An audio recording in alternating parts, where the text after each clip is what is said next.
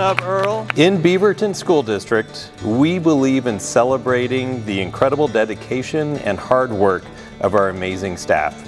And today we are here to share something truly special.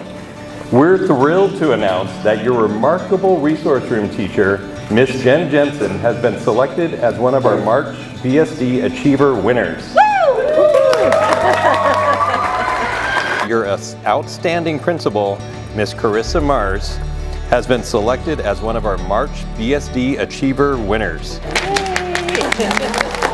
On Wednesday, December 9th, during the heavy rains, a huge tree fell on 167th Place and fell on a new truck owned by one of our bus drivers, Shelley Duncan.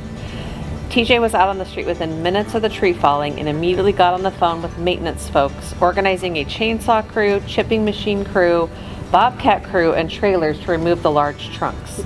Greg and Earl both arrived to help organize and execute the action to have the truck uncovered and ready for towing within a few hours. Jen is an approachable, empathetic, and reliable colleague.